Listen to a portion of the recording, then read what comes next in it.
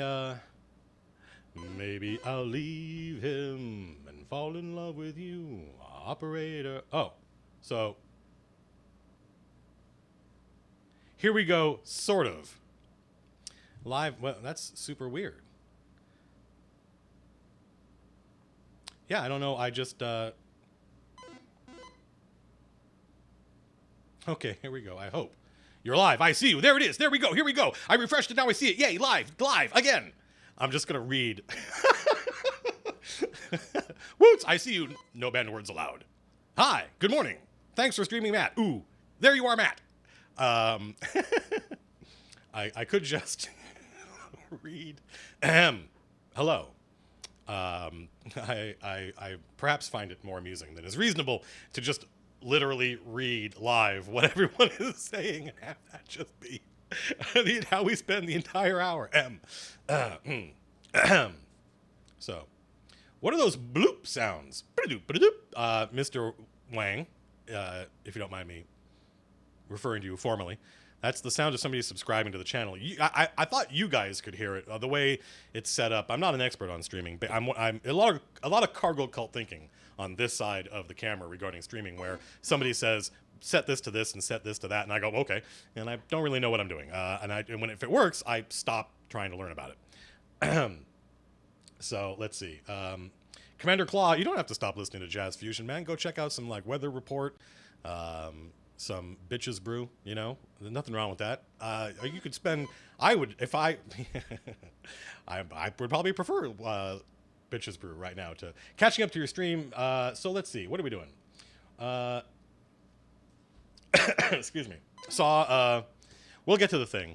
I saw Doctor Strange on Thursday night. It was fun. You'll probably like it if you go see it.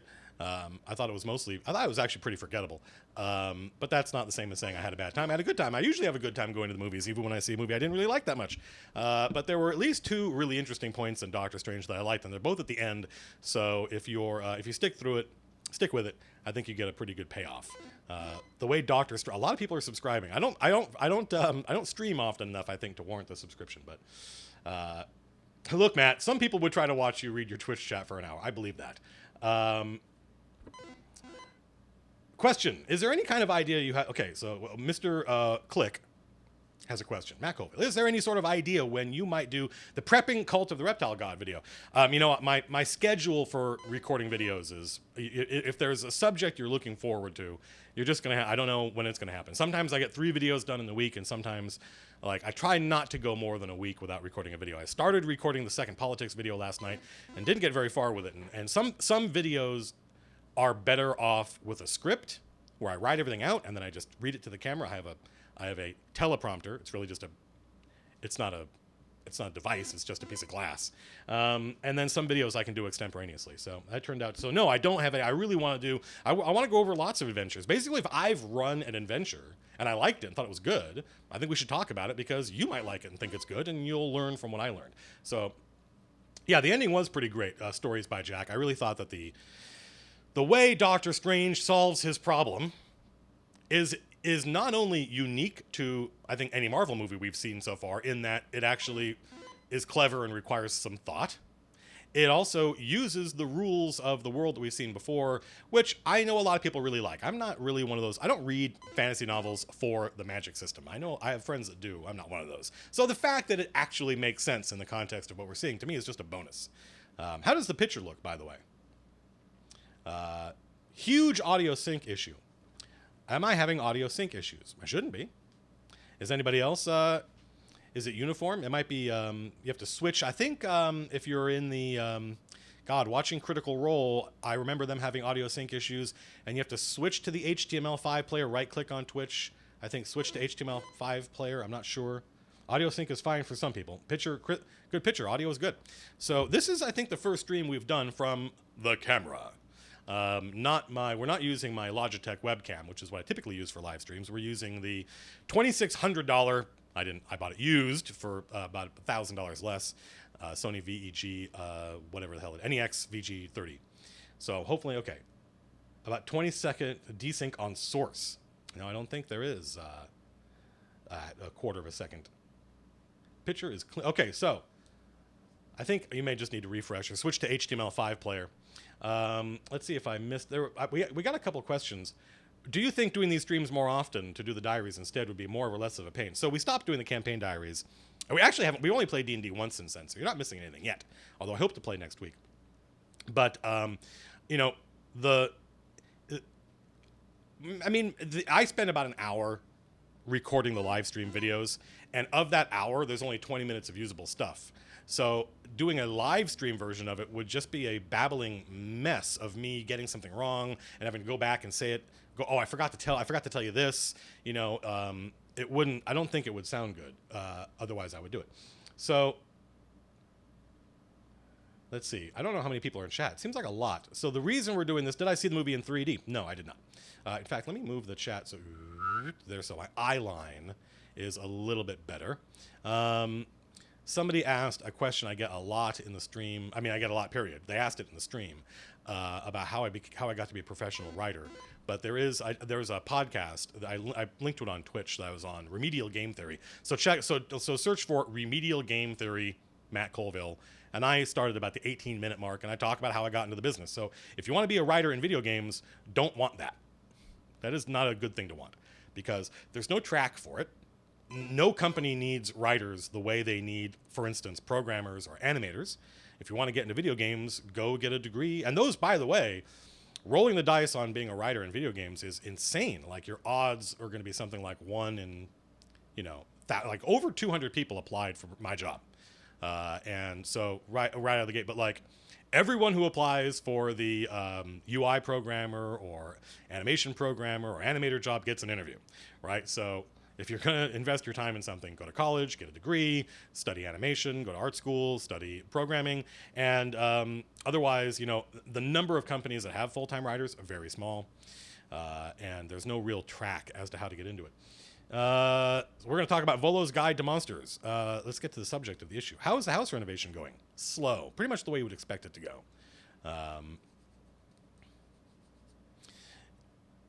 It's one of those things where I want to take money out of the house to fix the house, but the lender inspects the house and says, before we're going to lend you the money to fix the house. It's not even renovate, and kind of implies make nice, but it's not, we're not yet at night. We're not yet at livable. So they're like, before we give you the money, you need to do these things. You need to spend money to fix the stuff that you were going to borrow money in order to do. So it's going slow. Let's see. All right. So let's get to the subject at hand. I want to make sure my gargantuan head is in frame. I would love to keep talking about I saw Deadpool over the weekend. I thought it was fine. Whatever. And then a whole bunch of people on Twitter were like, how can you like Ghostbusters and not the new one, and not like Deadpool? It's not that I didn't like it. I just thought it was fine. I thought it was a fine way to waste 2 hours. So there are lots of stuff I'd love to talk about, but that's not what we're here for. We're here for this. This is Volo's Guide to Monsters, which a bunch of people were asking me if I was going to pick up and what I thought of it, and I hadn't picked it up. And so yesterday, like Saturday on Twitter, people were saying, hey, blah, blah, Volos. And I was like, oh, is that out? Because Wizards crazy thing is like you can get it in stores, but only on the second Wednesday after a full moon, unless that store's name has a W in it, and then you can get it 2 weeks earlier. And I'm like, so I never have any idea when anything is out. And so I was like, oh, is it out? And people are like, yeah, it's out. So I went, great. And I went and grabbed it. And I thought, well, literally I said this is the nice thing about this ecology, the YouTube ecology, the democratization of information. I just tweeted, hey, if I did a live Volos thing where we looked through the book and talked about what's in here, would you guys be interested? And a whole bunch of people were like, yeah, I'd be interested. So I literally, after I got those tweets, I'm lucky I live in Southern California. I have 4 really good game stores within about a 15-minute drive from me. And then another 2 really good game stores within a 10-minute drive of where I work.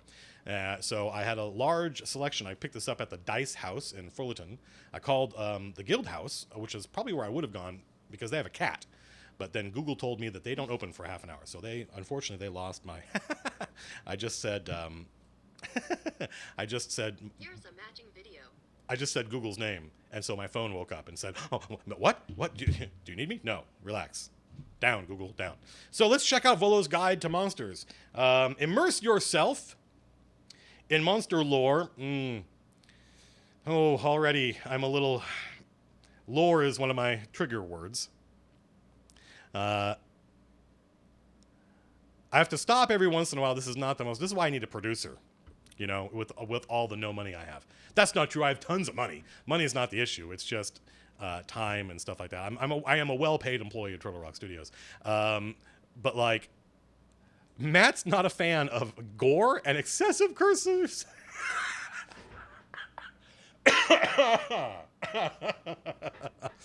I feel like Laventros must be somebody I know in real life who is trying to troll the audience. Matt is not a fan of gore and excessive cursing. Sexual things.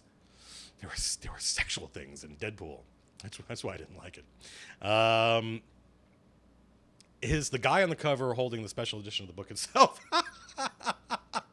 That is funny. The dude on the cover kind of is. They made a special. They didn't have the special edition at Dice House Games. Dice House Games, Fullerton, great store. They used to be Game Castle. They used to be Game Castle, right next to a Round Table Pizza. That's a bad combination. And I loved that store. I went there for years. I'm glad they're still in business. And it literally is, dude. That's no joke, by the way. That is no joke. I don't know. Unfortunately, I can't, like, this book is the cover of the special edition, which I didn't get. So I'm not a huge fan of the word lore. That's one of my trigger words because I find lore to be the opposite of writing. Writing is drama, right? Tension and resolution. As William Faulkner put it, the human heart in conflict with itself. And lore is kind of like the OCD, autism version of writing, where you're just compulsively writing down meaningless details and then acting like it's like the difference between the Silmarillion and the Lord of the Rings. So Matt's native language is profanity. I think that's probably accurate. Watch your profanity. Watch your mom's profanity. Question: I just started D&D as a player and I'm loving it. Of course you are. It's the most fun you can have with your brain. But as far as I know, mine is one of 2 games on my college campus of 1,300 students. That's crazy. That's not true. There's more, like, unless the culture has changed radically, and it hasn't. The 2 places you can always find D&D are college and the Army. I get the feeling that I'll need to learn to DM at some point. Yes, now. What are you waiting for? How much player experience should I have before trying hand? None. What are you talking about? How much player experience do you need before you run the game? How do you think anyone ever got to run the game? Right? Little chicken and the egg problem here. Go ahead, be a DM. Just do it. Is Ed Greenwood listed in the credits? Let's find out. Nice black interior cover. I guess this is kind of technically a reaction video. I hate those. God, am I filled with self-loathing? Not typically. Volo's Guide to Monsters, not the most exciting piece of. Oh, I can actually see. I can see. I gotta be careful not to block the microphone, otherwise you can't hear me. Not the most. Is it a Kirin? Do you think? I don't know. Probably. Yeah, it's got to be a Kirin. Right? I love their beer. About this book, monsters are the heart of this book. Where they live, how they think, how they might befriend you, and how they might harm you. Chapter 1, blah, blah, blah. I never read any of this nonsense. You're going to discover, we're going to do a video. I think the first adventure video we're going to do is kind of in honor of my friend Frida, who has kind of a love-hate relationship with D&D. I think we're going to talk about this. I think this is going to be the first adventure video we do. And you will learn when we do that I don't read any of these products the way I think they intend them to be read. Oh, you know what I'm looking for? I just skim around and grab the good bits. Unboxing video, more like, yeah, that's probably more accurate. I got to be careful. You always find D&D in prison too. You know that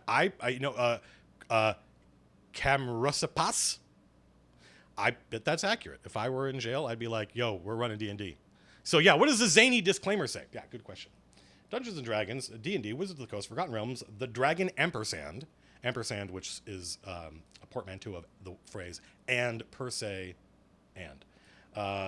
Player's Handbook, Monster Manual, Dungeon Master's Guide, all other Wizards of the Coast product names and their respective logos are trademarks of the Wizard of the Coast and USA. All characters and their distinctive likenesses are property of Wizards of the Coast. This material, is there a disclaimer? Oh, here we go. I was reading the legal copyright text. We'll edit, don't worry. When we do this for real, I'll edit that part out, and you won't have to see it.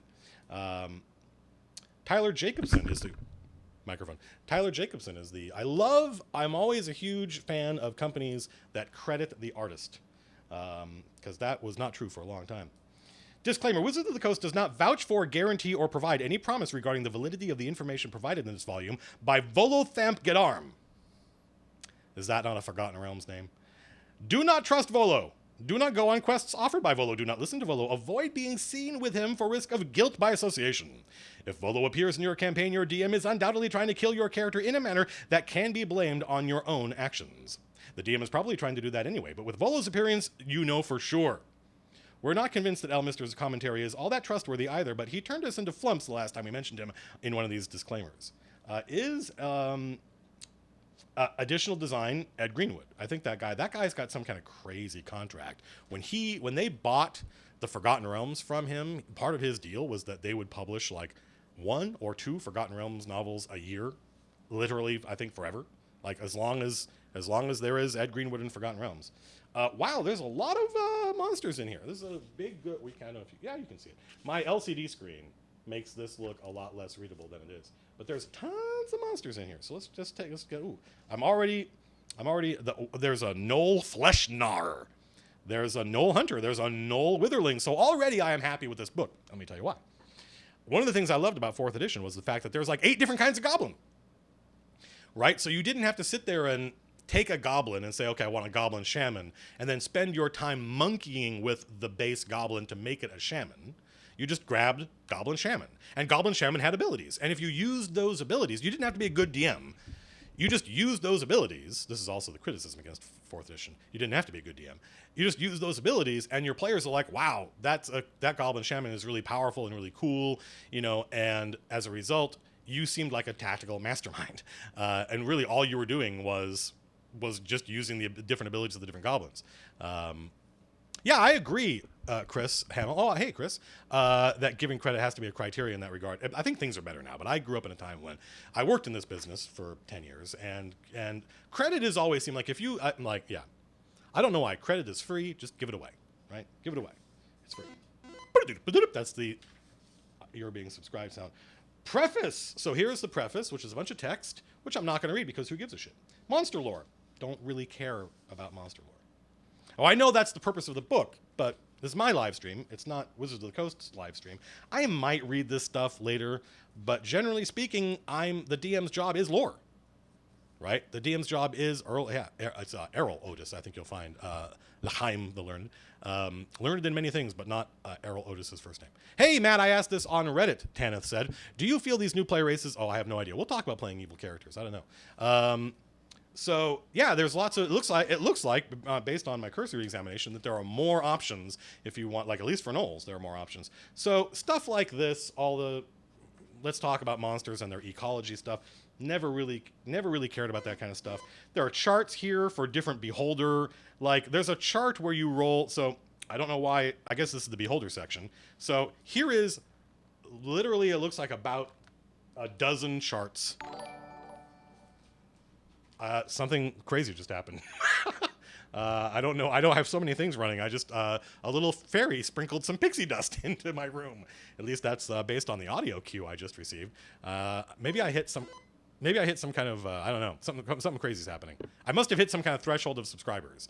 I don't know why. It's not really, I stream so infrequently that I am not 100% sure why somebody would bother subscribing, but I encourage you to do so. More subscribers is always better. So you can roll a D20. Like somebody, give me a number from 1 to 10. Give me a random number from 1 to 10. I have to wait 10 seconds. Oh God, I'm finally catching you live. I love random tables too.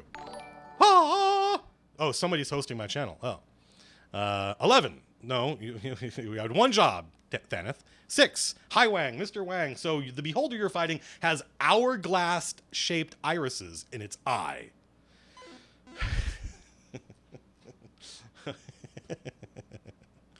All right, yeah. So now I got a lot of numbers. So let's see. Oh, I said a D10. Oh, that's funny. I made a mistake. It's really D20. It's just the chart went from 1 to 10 and then 11 to 20, so it looked like a 1 to 10.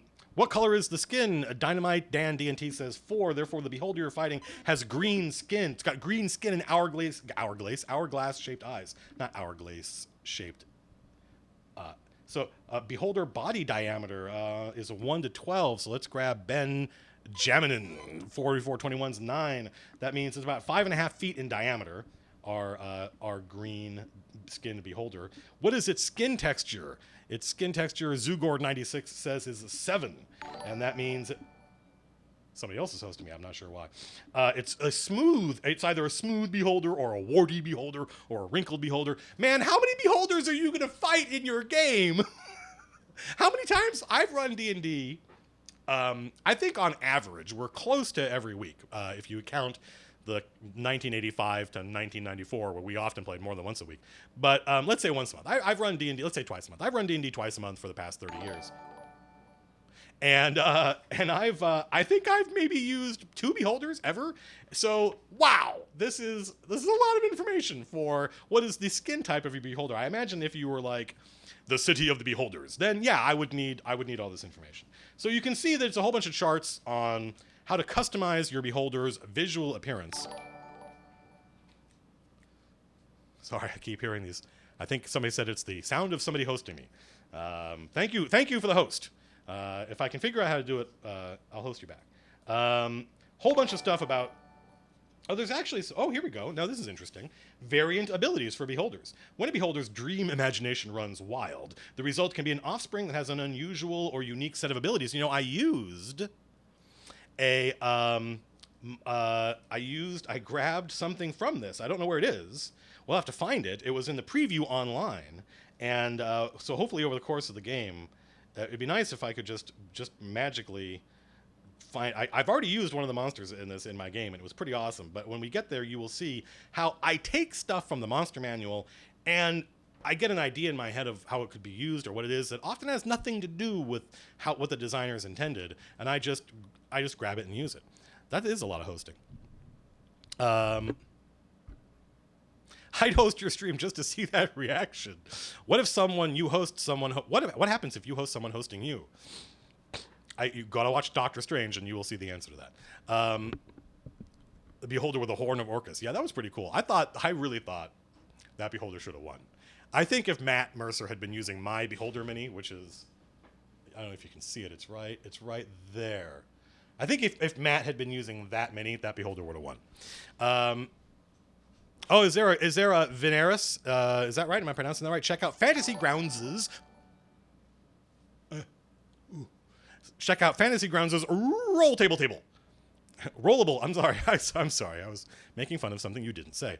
Rollable table for the Volo beholder table. It's pretty cool. I bet. Do you click on it? Just go. That would be awesome. Oh, the Mind Witness. Oh, the Angry Fire. You get a gold star. Page 176. Because so I've already used. Let's spoil the plot a little bit. Maybe that's my doorbell. If somebody's really trying to get my attention. Oh, I forgot to tell you. This stream may abruptly end at a random moment because somebody asked about how the contracting was going. Oh, here we go. And they prompted me and I failed. They even made a note to tell everybody. So it's possible that over the course of the day, I may get a toilet. Toilets are great, aren't they? Well, I'd love one.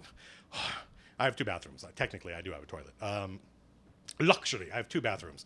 But the main bathroom does not have a toilet right now. It's got a bathtub, it's got a floor, no toilet. And so at a random moment over the course of the day, somebody may go, and suddenly a toilet will happen. And when that happens, I'm going to say goodbye to you folks. Because the contractors I hire are going to be like, what is going on in here? So this is the Mind Witness. Yeah, the camera seems to be picking this up super well. Yeah, it looks bad on the LCD because it looks like it's super... And I just fell in love with this thing when I saw it in the preview. I'm like, oh, that's amazing. And the Mind Witness is like what happens when beholders get a hold of a... Let's see if I can find the...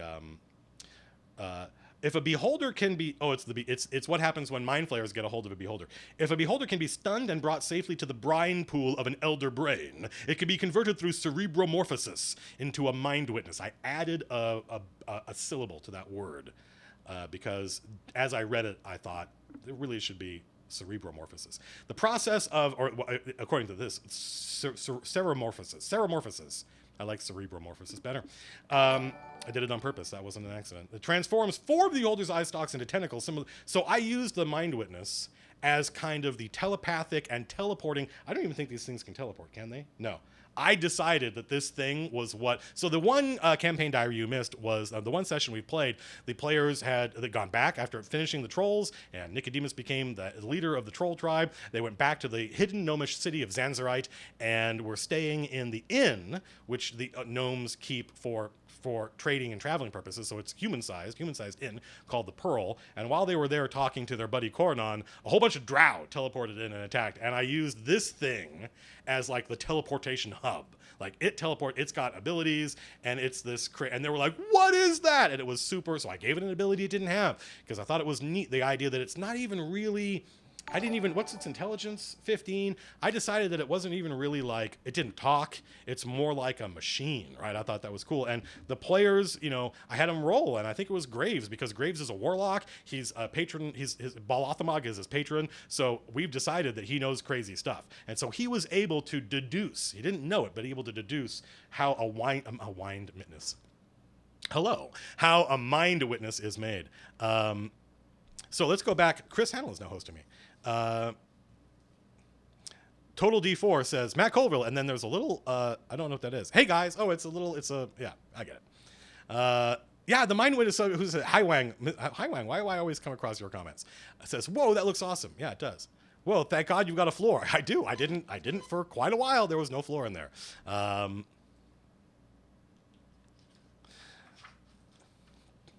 Did you like Doctor Strange? Yeah, it was fine.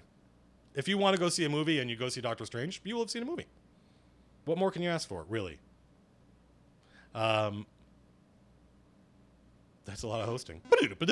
All right, so let's continue. We haven't even really started. Have we started? Lots of stuff. Oh, yeah, no, we got to... I was just being surprised by role-playing a Beholder, Beholder personality traits, battle tactics for Beholders, how to use eye-rays to best effect. See, I'm not going to read that header. I feel like I already know how to use eye-rays. I've been doing this for a while.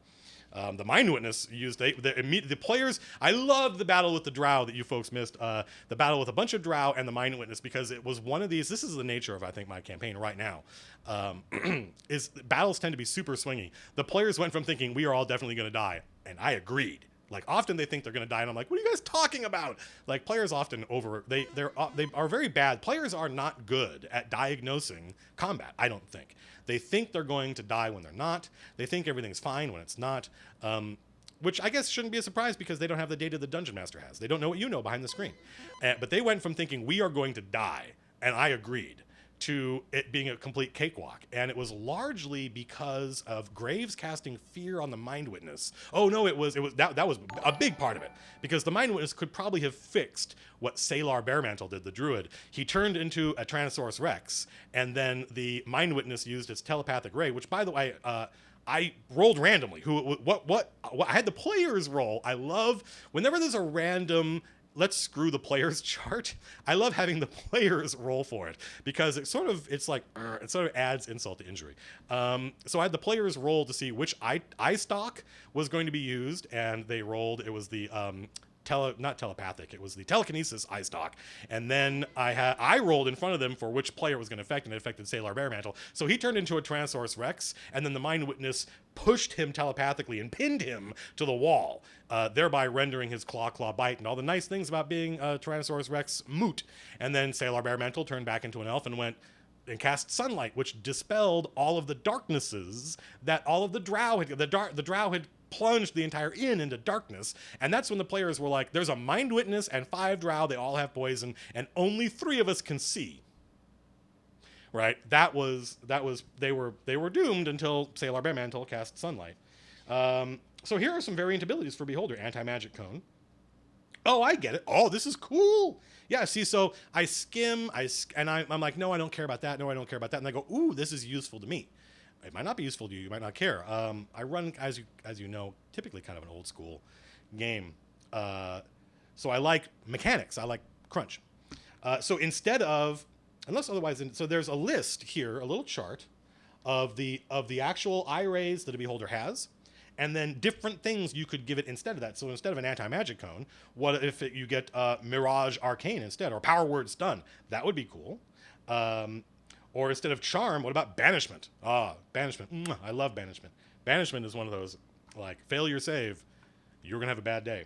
Or really, the rest of the party is going to have, you're going to be fine. The rest of the party is going to have a bad day.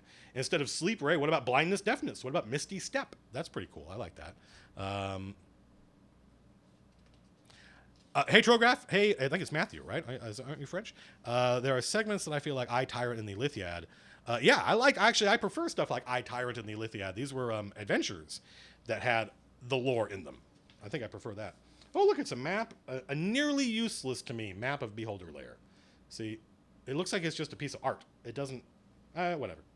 I prefer stuff that's tactical, and there is a grid on here. But when I look at something like this, and I've had this experience with some of the stuff, it's just so much art. And by art, I mean like look, they just have done so much work to make it look at here. Like, oh, let's put some blood up here. Let's put a texture here. Let's put all this nonsense around here. Where for me, a useful map is one that is clear and easy to read, not necessarily one that is pretty. Is there a bunch of traps in here? Yeah, traps. Oh, this is super cool. I like this. A bunch of traps for Beholder Lairs. Awesome. I think that's great. And that's the kind of thing where that list of traps I could probably use in lots of places. So we're already 16 pages into this, and we've only talked about Beholders. Ooh. Hey, Maximus the Epic. How's it going? How's everybody doing? I hope... what book is Matt looking at the DMs? This is Volo's Guide to Monsters, for those of you joining us late. It is a...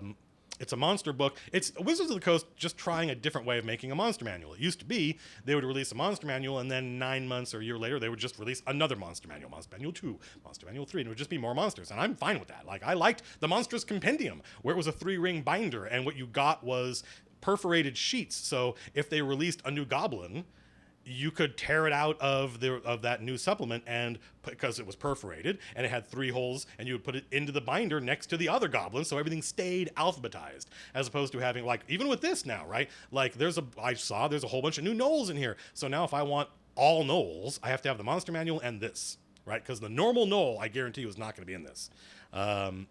Sorry for the lame question, but how does this tie into the game? It's a new monster manual. It's a new monster manual, it's just it's one where they focus a lot more on the ecology of the monsters, right? Giants. Okay, so here we go. Here's a new section on giants, which weirdly starts without any giant art, so I didn't really know I was there. A glossary of giant words. So it's just, you can see it's more stuff to make it more fun for you to run these monsters, to make it more fun to run these monsters by giving you more details about how they work. And some of those details are just role-playing and flavor, and some of them are mechanical, and that's cool. A giant's bag. This is, of course, from The Hobbit, where the giants had, I think Gandalf or somebody actually says you never know what you might find inside. I think it's the narrator. Tolkien says you never know what you might find inside a giant's bag. So, of course, giants in D&D has to have that. Could this replace the current? No, I don't think it'll replace, because like I said, it's you would still need the original. Well, I mean, you could probably, I'm sure. I don't know. I haven't looked at the CR ratings. I haven't looked to see giant personality traits. Roll a d8, pick a random trait, and other things that end with 8. Fire giants. This is a nice piece of fire giant art. Somebody coming and making an offering to the fire giant lord or whoever that is. I love the art. Wizards of the Coast is killing it. 5th edition art is the best art in any edition of the game, I think. Gnolls, the insatiable hunger, inside the mind of a gnoll. So there's a little, here we have, to give you an example of what kind of stuff we're talking about. This is a diary this is literally a gnoll's diary. Day 2, day 3, day 4. Talking about what the, and that's the kind of thing to me that, I mean, maybe if I were running an adventure about gnolls, where you really spend a lot of time with gnolls, I would... noob question, how does challenge rating work? It's just a guide of... It's just a rough approximation of a monster's strength. So if I look at this book, and there's CRs of lots of different... Like CR1, CR2, CR3, CR1 half, CR13, CR14, then that would mean you could probably just use this instead of the monster manual. But you wouldn't have stats for goblins or stats for drat. You would be missing all the stuff you need. So, Gnoll Diary... Once again, I'm Hai Wang's comments are the ones. Maybe it's because her name is red on my screen. Day 28. Well, what is actually day? Well, I'm going to pick a random day. Ritual must commence tomorrow, despite subject's high level of mental activity. I don't know what's going on here. From a journal, a slain cultist of Yinogu. Oh, yeah. Day 2. The subject continues to growl and struggle. More Knoll art on defeating Knolls. So it's about a bunch of stuff with Knoll tactics, leave Knoll survivors, kill from a distance, Knoll language. I mean, if you're into that Silmarillion kind of stuff, and I know a lot of players are, then you'll probably really like this. The stuff seems really well thought out. Flins. I remember Flins. Yeah, man, Flins. They're Knolls that have they have some kind of crazy weapon, as I remember. Knoll Warband name. Oh, that's cool. So you roll a give me somebody roll a d6. Why are you playing with video quality so high? I think I'm set at 5K. My net can't handle that. I'm not responsible for the deficiencies in your network. Do I think that Wizards of the Coast hesitancy of jumping into digital sales? Wow, are you serious? Like they're crazy with digital sales. Like you can get almost the entire history of Dungeons and Dragons in really high quality PDFs. So to me, I feel the opposite. I mean, yeah, I know I think what you mean to ask is you can't get this in PDF. And that's, that does annoy me, but I think that their goal, I think I basically understand what they're doing. They want people to play the game in person. They want the physical, they want to keep the physicality of the game. And so if they give you the option to ditch the physicality of the game, you probably would. So I'm pretty happy. So let's see, Mountain That Roars, give me a 6. So our warband name, I'm going to pick Mountain That Roars and Here We Gomez. So 6 and 4. So our Knoll warband is named the Screaming Mutilators. I mean, that seems kind of elaborate for a band of gnomes. What's your favorite kind of giant? Stone giants. I worked on the Star Trek, I think second, the one after the FASA game. I worked on the second and the third Star Trek role-playing games by Last Unicorn Games and Decipher. And in the Last Unicorn Game, was it the Last Unicorn Games version, had a Technobabble chart. The Star Trek Technobabble chart, which was one of the coolest things that has ever been in an RPG that I have seen or played with or worked on. The fact that you could just roll a couple of D6s and talk about, and sound like a character on Star Trek, specifically Voyager, just reciting a bunch of gobbledygook. We're 40 pages in, and we're talking about Volo's Guide to Monsters and about what kind of book we're getting. And we've gone through, there's been 3 sections. This is the first, it looks like the first section is mostly just giving you more information about certain, not all, certain races, giants, beholders, gnolls, and just really delving deep into their culture and their ecology. And I mean, given the quality of the stuff I've read, I bet this would be really cool. And it's kind of seducing me a little bit. I'm kind of like, oh, I want to read more because they've done such a good job. So congratulations. I mean, it says lead designer Mike Merles, but that doesn't tell me who really did this. Lead rules developer Jeremy Crawford, designers. Congratulations, Kim Mohan. I met Kim Mohan. Kim Mohan is OG. That dude was a long-standing TRS employee when I met him at Wizards of the Coast. One of the times we had to fly up there. Sean Reynolds. I mean, that guy. These are the pages from the Sages. So these guys are doing a pretty good job of giving me crunch that I would use, that is of high enough quality that I'm kind of reading the other stuff and interested in that. But as you saw with the Mind Whisperer, whatever the thing that was called, I tend to just like being inspired by the art and coming up with my own stuff. I'm the DM. Like, that's part of the fun, is coming up with my own stuff. The Screaming Mutilators are my Gwar cover band. T.X. Anderson just wrote Matt Colville. All right. Let's answer some questions. Are there any especially ridiculous monsters in here? Probably. We haven't even started really on the monsters yet. I have a 200 megabyte per second. Megabit per second. I always forget that. But a lot of people have a question of a 5. Might consider a lower bit rate. No, man. No, I'm going to go higher. More bits. More bits is better, yo. How are you doing, Matt? I'm doing all right. My week is going great. I get to go into the studio on Monday and record some dialogue with an actor that I like. So that's going to be a lot of fun.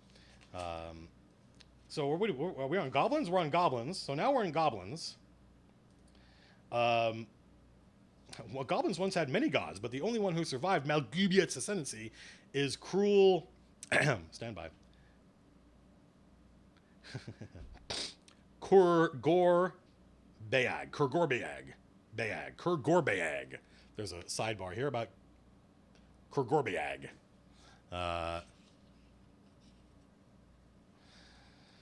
Who I'd never heard of before and never intend to try to pronounce again. Yep, there are Nilbogs in here. Nilbog, which is goblin backwards. The OG Nilbog from the Fiend Folio, when you did damage to it, it healed it. So you had to use healing spells to damage it. That's a very kind of old school metagaming kind of like screw you. There's a lot of stories that I've heard from friends of mine that played back in the 70s where the DM would just invent ridiculous nonsense ways of harming creatures that there was no way to know before you did it. So, oh, haha, all of your damage just gives the creatures more levels or whatever, and they're only vulnerable to urine or something stupid. That was, yeah. I think the hobby is better now than it used to be. Hobgoblins, I like hobgoblins. Are there bugbears in here? I bet there are, because there's going to be goblins, hobgoblins. In my setting, and this is something I got from my friend Jim Murphy, in my setting, hobgoblins are what you get when you cross a human and a goblin. I got the regular everyday cover, Karbaka, because it wasn't, that was the only one they had. Otherwise, it would have been great. How do you keep these low-level monsters still relevant in high-level games? I don't know that I do. I mean, that's part of the fun of playing high-level high-level heroes is fighting high-level monsters. So I don't really. That being said, the whole flattened math, which bounded accuracy is what they call it, makes it so that if you just have a bunch of goblins, the player's armor classes never get that high. Hey, it's Nicodemus. It's EJ. EJ is watching. How's it going, EJ? I think we're gonna play D&D this week, by the way, EJ. Barring some crazy unforeseen circumstance. So yeah, bugbears are in here. That's cool. Goblin, once again, another useless map that I'll probably never use. Goblin War Camp. I don't really find, I look at that and I'm like, okay, there's what is there of this that I need? The Count of Rend. Yes, correct.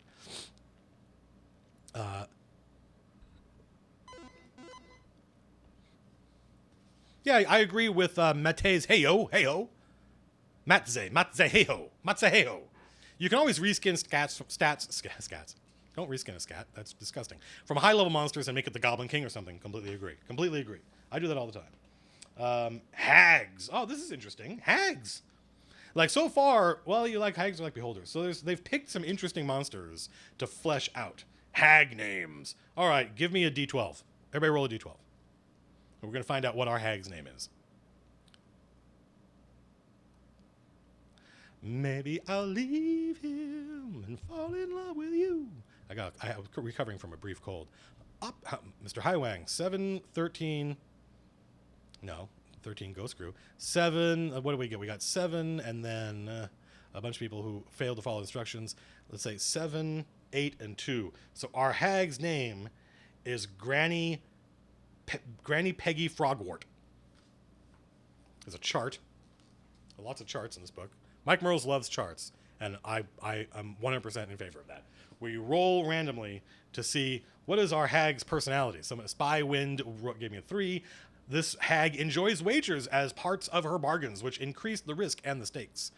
Gelatinous Dude gave me, no, that's not useful. I need a 6. I need something under 6. The Sin of Dreams gave me a 4. So this hag's ideals are independence. She neither requires nor wants a coven, or coven, depending on what documentaries you've seen. I will not be someone's equal. Good for you. That sounds like a good hag ideal. I don't know how I would ever use that. How is the binding of the book? Pretty good so far. Hag vehicles. Oh, this is cool. What? So, that's good. Anytime you get a laugh out of me, an unironic laugh out of me. These are 3 different hag vehicles. So like a cauldron with chains that act as its feet. That's cool. So that's good. Is there a Mind Flayer Lich? Probably. How long have we been doing this? 46 minutes. Well, we're only about, I don't know, this might be a 2-hour stream. We'll see. Hag Layers. Another map that I'm probably never going to use. Regional effects. Oh, I like these. These are cool. A powerful green hag creates one or more of the following regional effects within 1 mile of her lair. Illusory duplicates of the hag appear in random places at random times. That's super cool. The illusory duplicate has no substance. See, that's a great adventure hook, right? How much of this hag section have I actually read? None. I haven't read it. Well, that's not true. I did we gave it a random name and we looked at the thing, but I haven't actually sat there and read the text until I stopped here because I saw regional effects. These have mechanical benefits, but also there's a cool storytelling hook, right? People are seeing this hag in different places, and of course we could make it so that different people saw the same hag at the same time, and the players are like, that's not possible. A litholich. Somebody said, I get rolls in chat 20 seconds before you ask for some. It must have something to do with distance. This is iced tea. I should have fired up my pipe, get some tobacco in me. I think the only times I smoke these days are on the stream. Although it's California, Prop 64, I think. I think I'm gonna be. I have oft times said that I'm not particularly interested in. I want to try marijuana, but I want to be able to just walk into a 7-Eleven and buy it like it's a normal thing. And I think we're going to get there. January, probably, given the way the polling is happening. Kobolds, little dragons. I remember when kobolds were little dog-like creatures, but apparently at some point that was not interesting enough, so they made them little mini dragonlings, which is cool. I'm down with that. Dragon servitors. Kurtlmach, the god of the kobolds. So here we got a huge double-page spread, all about kobolds, what they like, what they don't like, cannibalism, what they hate, allies, minions, and pets. All right, give me a couple D20s, folks. My baby doesn't call me, so put me through, operator. Maybe I'll leave him.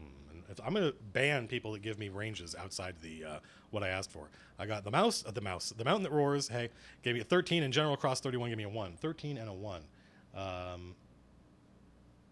13, oh, this is one chart. 13 would be Rotom. The kobold's name is Rotom, or Arix, A-R-I-X. Bierner 123 gave me a 1. That's Arix. Somebody gave me a 7. R Green Paradox gave me a 7. This kobold's name is Hox, H-O-X. Okay, that's fine. Scale pattern. Do we really need, I guess we're kind of going a little bit overboard on the chart thing. What are the patterns of the kobold scales? And there's only 5 answers: mottled, reticulated, shaded, spotted, and striped. Do we need a chart for that? I don't know. I think, people like, it's not a question. People like just being inspired. That's the goal of the chart. The goal of all these random charts is not to, it's to make it easy for you to go, oh, I hadn't thought about giving the kobold. Now that I've thought about it, I don't really need the chart, right? But the chart was what gave me the idea, so I think that's super cool. Baz! What's the kobold's name? Baz! Zixik and Baz, I think, were the 2 kobolds we met in my friend Ray's game.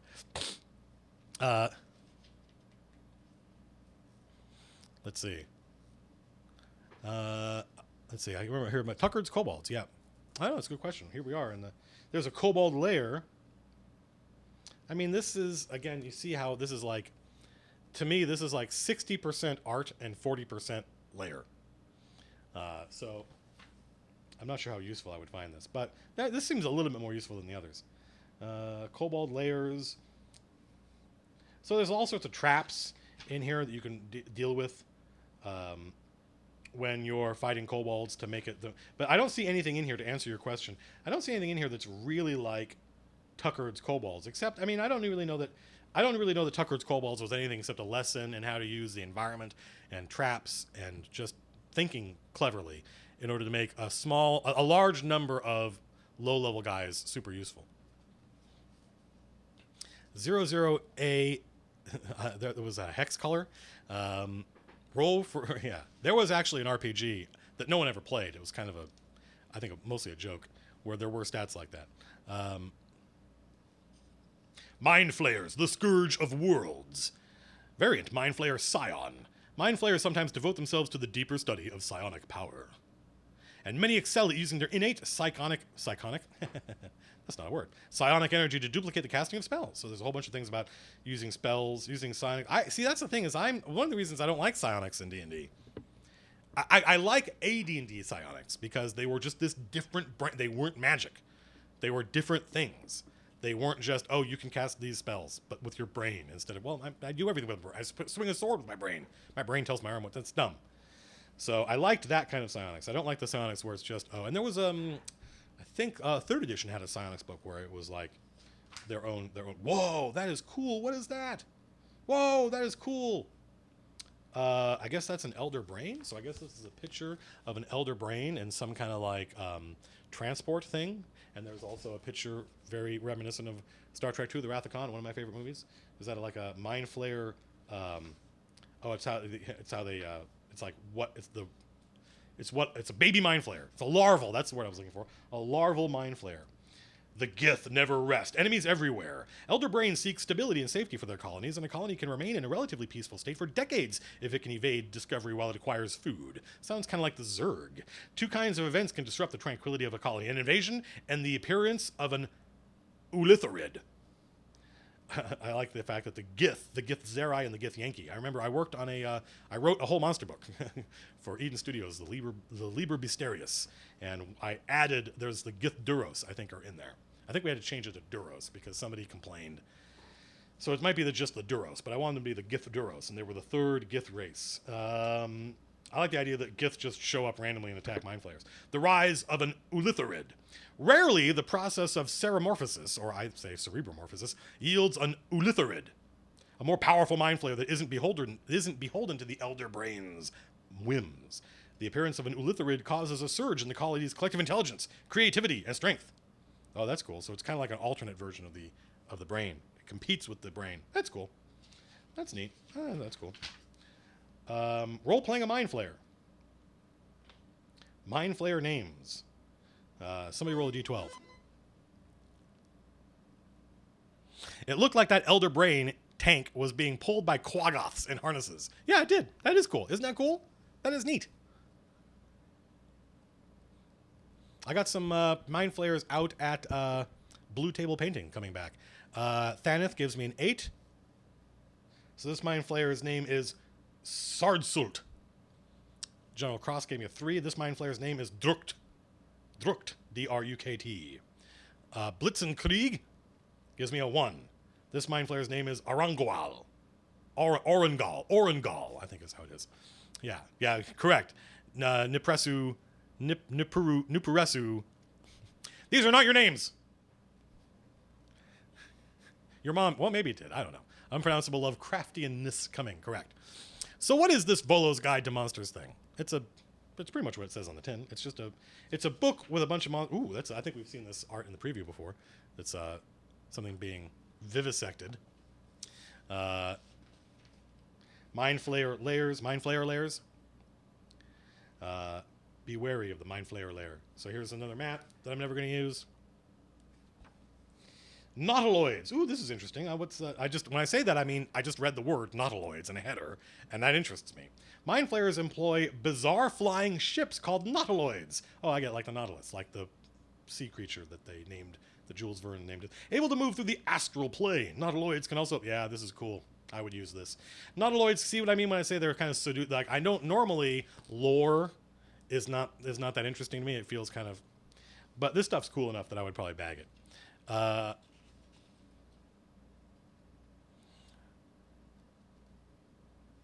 Mr. Twisby is way easier to pronounce than my real name. So that's cool that they have a thing in here about mind flayer ships. It would be nice if they had a picture of one. That would be cool. Instead, we get this useless map. Ooh, there's mind flayer magic items. See, this is cool. I like this. The Mind Blade, the Mind Carapace Armor, Mind Lash, the Mind Blade. Mangar's Mind Blade was the spell in Bard's Tale. Woo! It took the brain a couple seconds to reiterate that memory. Even if you don't use the actual maps, do they give you ideas for looks and layouts?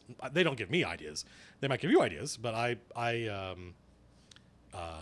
would want something that could, either it's notional because the players aren't going to tactically explore it, in which case I don't need any kind of map. I'll just make stuff up. Or they are going to be doing combat and stuff and exploring it and dungeon delving it, in which case I want a legit tactical map. So the stuff in here, and this is true of a lot of stuff Wizards of the Coast has produced, map-wise, I don't find that useful. The Mind Blade. Mind Flayers can turn any non-magical sword into a Mind Blade. Only one creature can attune to it, either a specific Mind Flayer or one of its thralls. In the hands of any other creature, the Mind Blade functions as a normal sword of any kind. Of its kind. In the hands of an intended wielder, the Mind Blade is a magic weapon that deals an extra 2d6 psychic damage. That's cool. Is it me, or could Matt Colville have done an awesome Doctor Strange cosplay? I'm thinking about if I get drop a little bit of weight, do a Doctor Strange cosplay next year. Thinking about it. He even has the gray streaks. You have no idea, by the way. Like, I go full when if I don't dye the hair. This is pretty close to the real thing, in the sense that if I didn't dye the hair, this is basically what it would look like. And this here is basically correct. But like all of this goes, there's like a line of gray that just goes right across. It's pretty cool. It's pretty cool, but I don't like it. So yeah, Doctor Strange cosplay could be in the, but nobody wants to see fat Doctor Strange. So we'll see about that. Treasure. Orcs, the Godsworn. So it's just, we're talking about, this is, I think that stream wise, I think it's actually pretty interesting because I'm calling out all the cool stuff in the book that excites me. So now we talk about orcs for a little bit. Orc personalities. Hello, Sturm Daddy says, I want to say I love your Running the Game series. It has inspired me a lot. Well, I'm very glad. That's the reason I do it. I hope you are running D&D, Mr. Daddy. Or if you don't mind me, the formal appellation.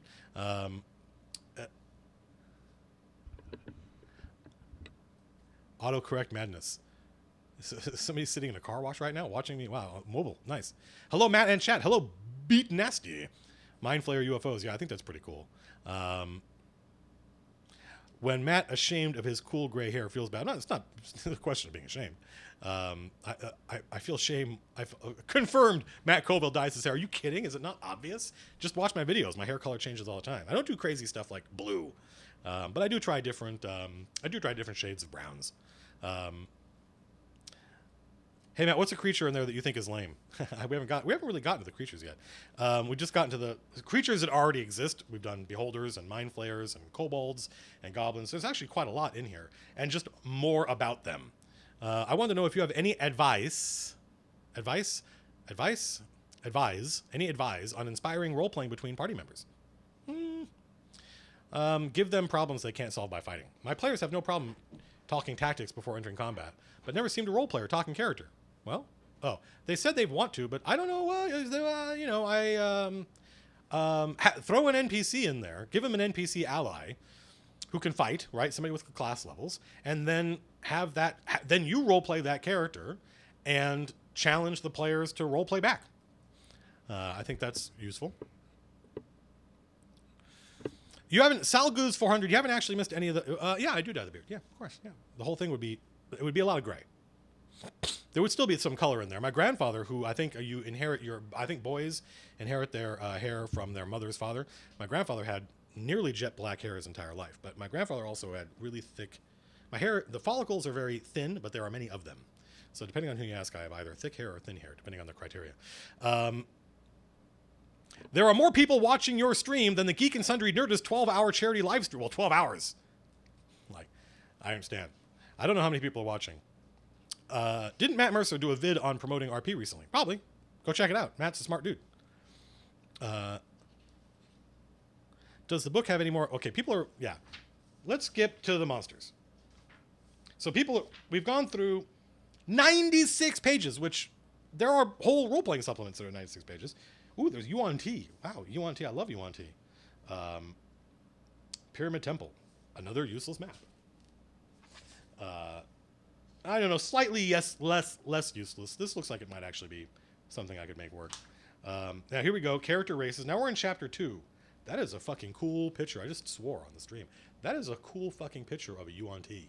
Look at that thing, man. Art, presentation. This is something that it took me a long time to learn. Presentation is part of design, right? So when people talk about the acting in games, for instance, and its value, or the art, or the presentation is part of the design. Doesn't matter how clever, how good your mechanics are, doesn't matter how good your gameplay is, if you don't package it, contextualize it in a appealing way, the players will bounce off it. Presentation is part of design. So the fact that they have this gorgeous picture of a Yuan Ti in here makes me want to use Yuan Ti more. And I will.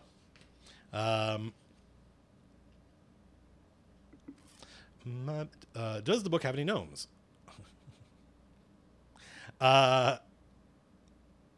UNT freaked me out. Well, that sounds like, oh, it's a Clockwork Interloper. I think I recognize you from Twitter. I might be prejudiced against you. I think if they freak you out, that's a good reason to use them because they'll probably freak the players out. So here we are, character races. Aasimar, unfortunately named. It's got ass right in the title.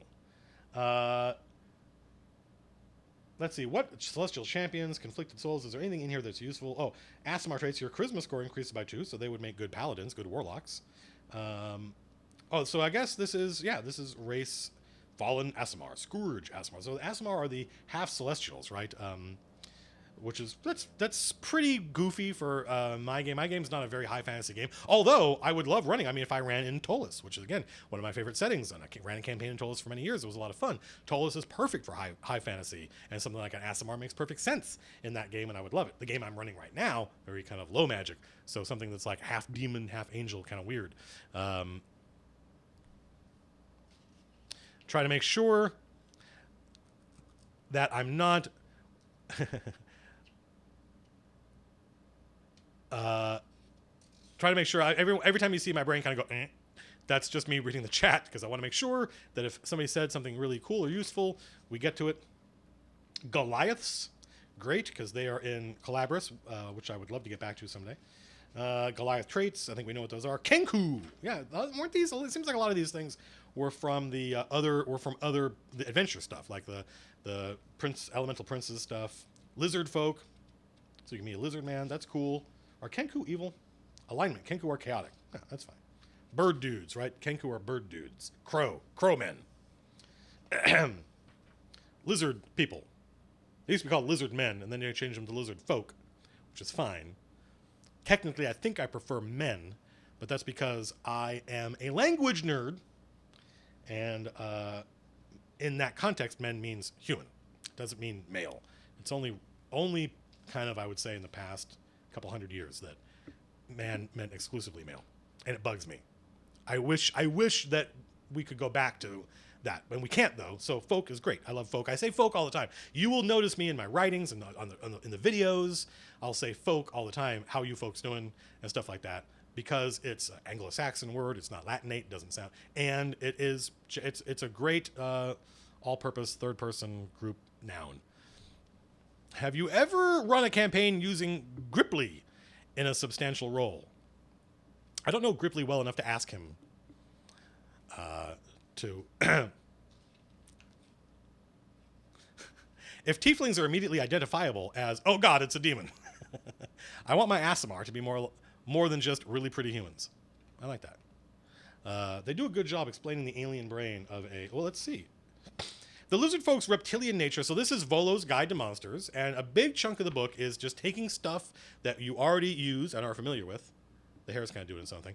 And just going really deep into the ecology and culture and civilization of these things. Just, I think, to give you more inspiration when you're running your game. Alien minds. The lizard folk's reptilian nature comes through not only in their appearance, but also in how they think and act. Lizard folk experience a more limited emotional life than other humanoids. Like most reptiles, their feelings largely revolve around fear, aggression, and pleasure. And me too. Lizard folk experience most feelings as detached descriptions of creatures and situations. For example, humans confronted by an angry troll experience fear on a basic level. Their limbs shake, their thinking becomes panicked and jumbled, and they react by instinct. The emotion of fear takes hold and controls their actions. In contrast, lizard folk see emotions as traits assigned to other creatures, objects, and situations. A lizard folk doesn't think, I'm scared. Instead, aggressive, stronger creatures register to the lizard folk as fearsome beings to be avoided. I get it. Oh, we got to get away. Oh, oh my God, I'm terrified. It's like, oh, big strong thing going to kill me. Got to get out of here. If such creatures attack lizard folk flee, fighting only if cornered. Lizard folk aren't scared of a troll. Instead, they understand that a troll is fearsome, dangerous, and they react accordingly. Lizard folk never become angry in the way others do, but they act with aggression toward creatures that they could defeat in a fight and that can't be dealt with in some other manner. So yeah, that's pretty cool. Just reminding you that how, Matt, mostly pleasure. Accurate. Is there anything here that players would want? Well, there's new races, like you could play a lizard man. I played a lizard man when one of my all-time favorite characters, Seket the Atlantean, died in my friend Jim's game. Asshole. Jim said something. I interviewed him for my channel, and unfortunately, the audio wasn't good enough. So we're gonna have to do it again. But Jim said, I asked him if what he regretted as a DM, and he said everything that's ever gone wrong in his game, every regret he's ever had, boiled down to the same thing: he broke the players' hearts. And that was I was so gobsmacked when he said that. It's so true. It is so true. And when I bring up Saket the Atlantean, my favorite character, maybe my favorite character of all time, it was in my friend Jim's D&D game, 3rd edition, Albion, set in mythic England. And Saket died, and he didn't die heroically. He died stupidly, and it broke my heart. I didn't even think of it in that sense, in that context, until Jim mentioned it. So you can say, well, the battle didn't go the way I thought. These monsters, blah, blah, blah. But ultimately, the problem was Jim broke my heart. And I rolled a new character, and Chotuk, the Lizard Man. So I could do that now again. Tabaxi. I don't know what, or Tabahai. I don't know what, I actually don't know what a Tabaxi is. Oh, it's a leopard dude. That's a pretty cool little piece of art. If I said, I like it when I assign an artist a piece of work and they give me something that is what I asked for, but not what I expected. And this is cool. Look at that dude. I want to play that guy. I think I'm going to take this dude and stick him in my campaign setting. I think there's going to be these dudes in my world, in my setting, in Orden. I like that. So let's see. What is one of these guys? Hailing from a strange and distant land, Utah. That's strange that they would just call out that state that way. Wandering Tabaxi are cat-like humans driven by curiosity to collect interesting artifacts, gather tales and stories, and lay eyes on all the world's wonders. This is that very British Raj, right? This is where we get a lot of the racism that we have encountered in our culture. Doctor Strange was leveled against it, I think somewhat accurately, although I don't think people understand the context for that. The notion that this entire species are curious, like I get, like, cats are curious. We understand that makes sense. But that kind of like reducing that, very Star Trek does the same thing. All Vulcans are, all elves are, all humans aren't. I don't know why all these other species should be. That is something we've inherited from the British Raj. But dramatically, it is useful. This is a useful dramatic trope. So I'm loath to throw it out, even though I am critical of it. Unlike travelers, the inquisitive Tabaxi they rarely stay in one place for long. Their innate nature, redundant, pushes them to leave no secrets uncovered. In other words, that sentence should be, their nature pushes them to leave no secrets uncovered, no treasures or legends lost. Not their innate nature. Innate means it is your nature. Innate, it means in the womb.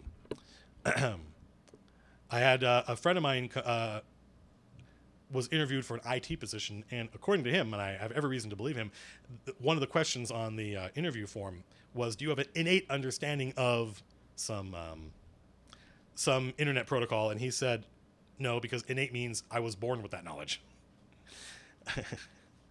So anyway, where are we talking about? And I don't know why I picked Utah, far-fetched fellow, by the way. I just had to pick a random state. See, people like the cat folk.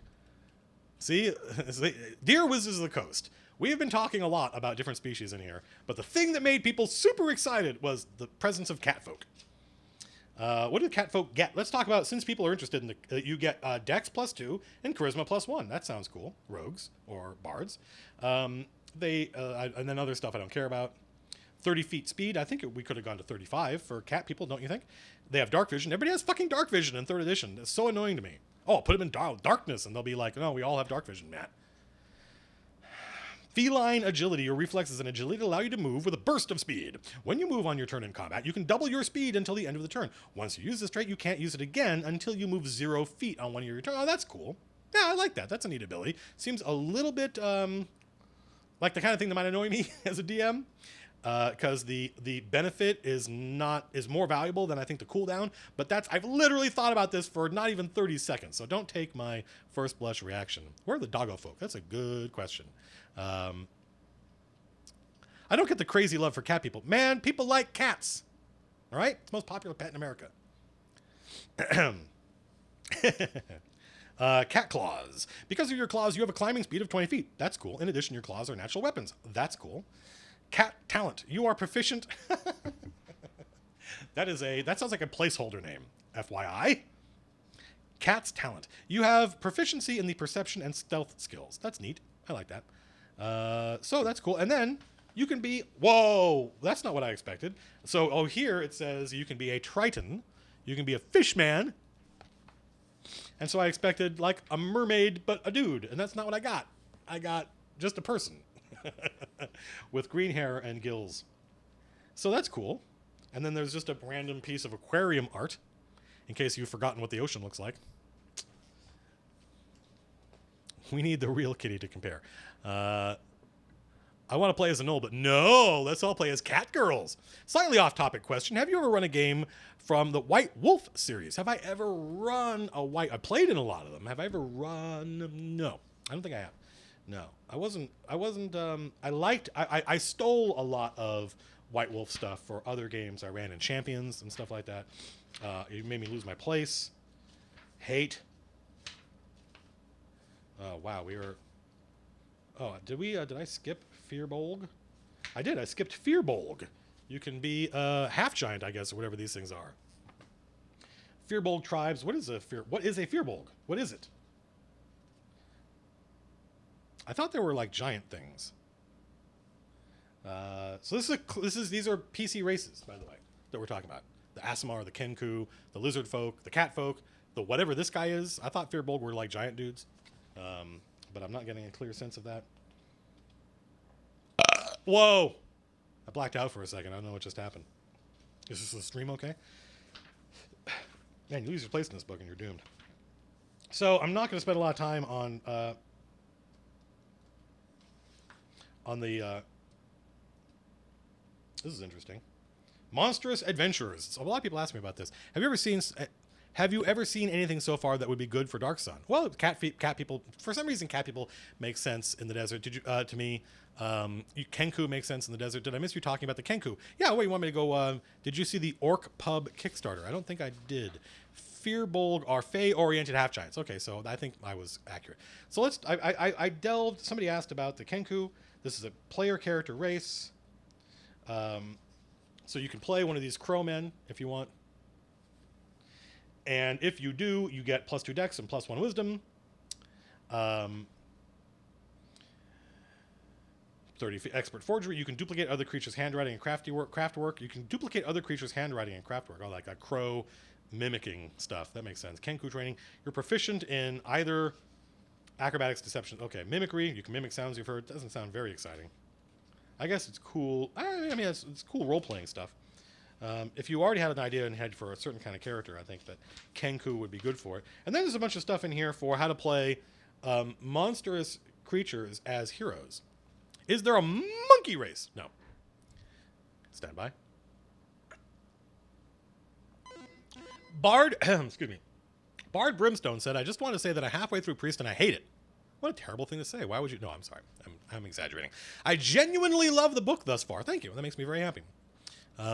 Any plans on more books? Yep, there's going to be 5 books, and I've done some work. I did some work on Fighter over the weekend. Which I'm in the middle of. Arcane Trickster Crow. Yeah, that makes sense. Are any of the new PC races given a bonus to Int and Wiz? Not together, I don't think.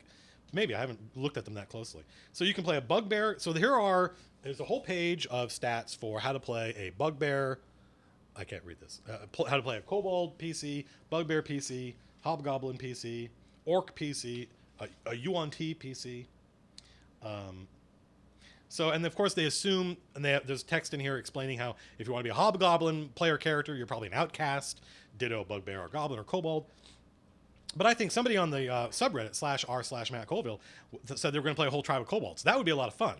I think playing a whole tribe of kobolds goes a long way to alleviating the problem with an all-evil party, because kobolds aren't evil in the sense of horrible, scheming, sinister. They're fun evil, right? They're right, that kind of like they're feral, I think of them as.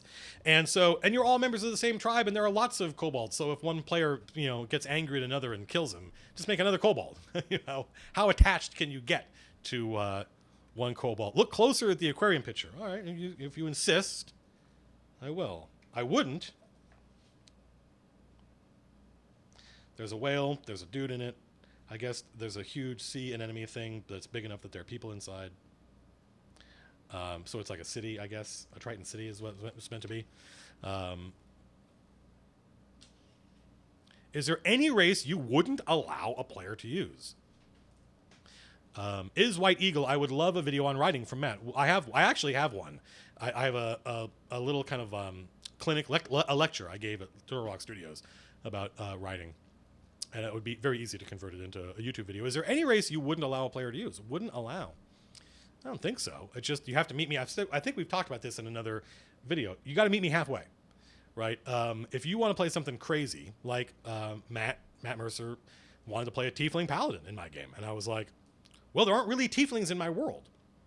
By which I mean there isn't like a nation of Tieflings, right? But there can be a Tiefling here or there, right? And so we just went back and forth.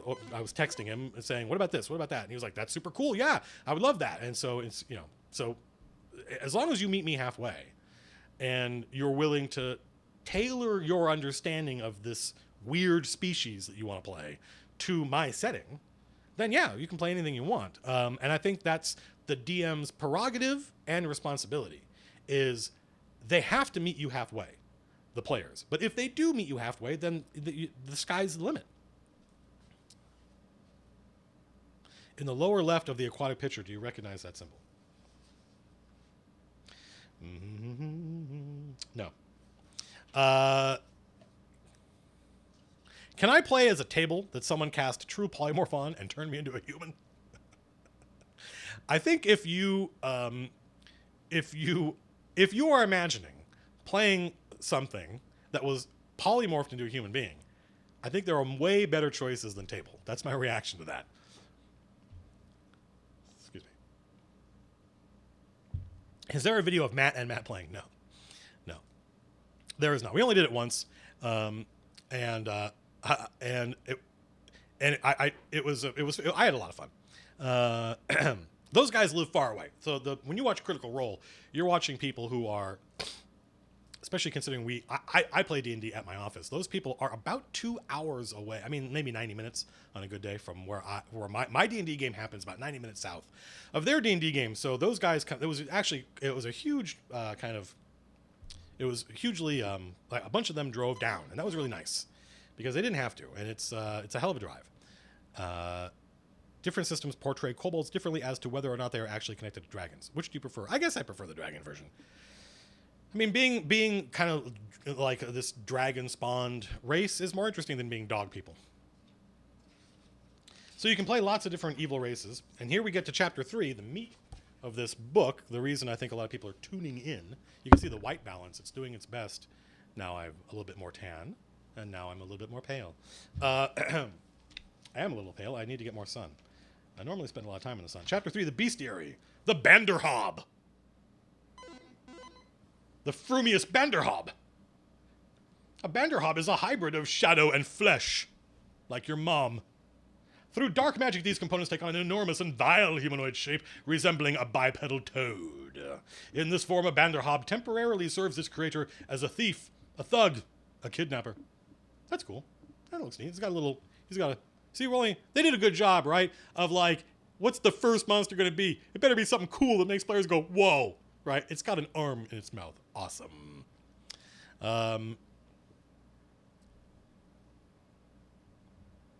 Don't spoil movie magic for me, Matt. What? Blood Cobra? What did I spoil? I apologize.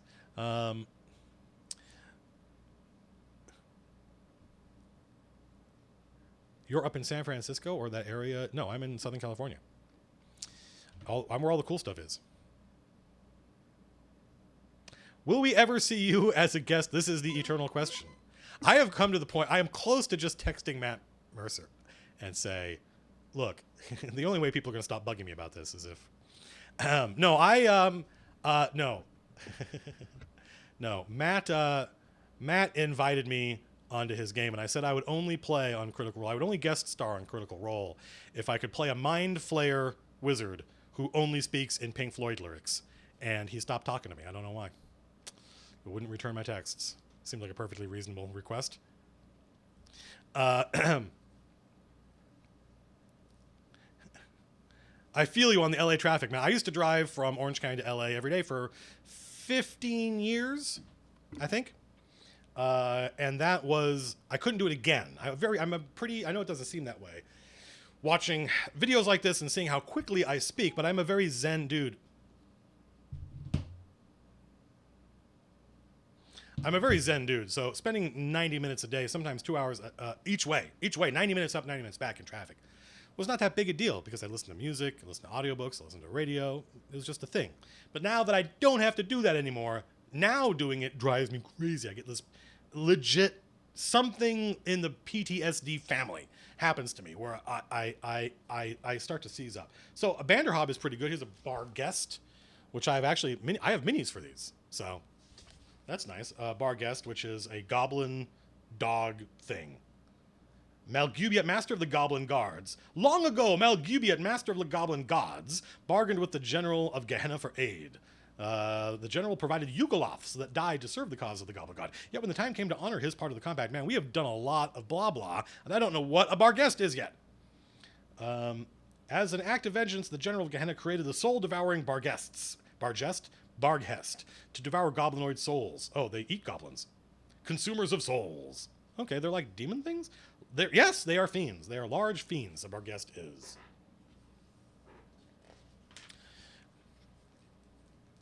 My baby doesn't call me. So I'm just trying to... Colville as Thordak, the Cinder King. Once again, I have to reiterate that a couple of times a year, I see Matt Mercer, usually because I'm up in LA and I say, hey, let's have lunch, or because he's coming down to record some stuff for us. And Liam, I see more often. I consider Liam a good friend of mine. It has literally never come up. We have never once had a conversation about me being on Critical Role. So there's a huge disconnect, I think, a huge misalignment between what the people online imagine and the reality. Typically, we just talk about D&D and we talk about the business and we talk about all the stuff that's happened to us since the last time we met. So, yeah. Meet him halfway, speak in yes lyrics. That would be more difficult, frankly, because Pink Floyd lyrics are at least English.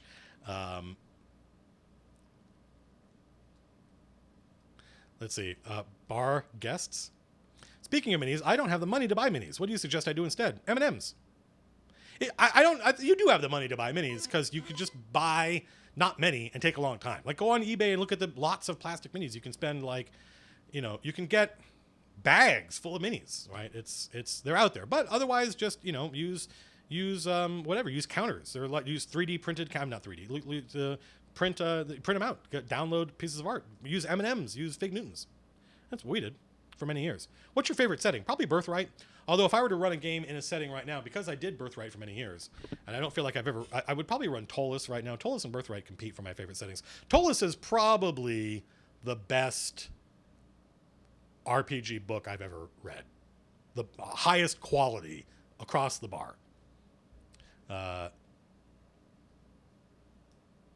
You have to meet him halfway and let him pick the band. That's my running gag. My running gag is that every time somebody asks me when I'm going to be on Critical Role, I am going to respond by saying, well, Matt asked me and I said I'll do it as long as I can play insert crazy. I think the last one was as long as I can play an intelligent singing frog that only Liam can see, I think is the last thing I said. So every time somebody asks me, I'm going to come up with another crazy thing. Who is the guitar guy on your shelf?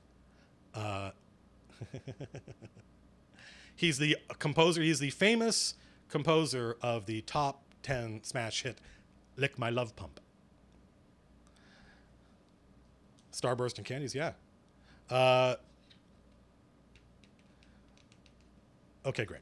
So here we are. Ooh, Beholders. Ooh, what is that? See, we're into Beholders, and it's like Vel'Koz from League of Legends. A Death Kiss. So there's all sorts of crazy different kinds of Beholders in here. There's a Gauth, which if I remember correctly, Gauth is basically, I want to throw a Beholder at my players, but they're only 3rd level. Challenge rating 6. I was right. So that's cool. Ooh, a Bodak.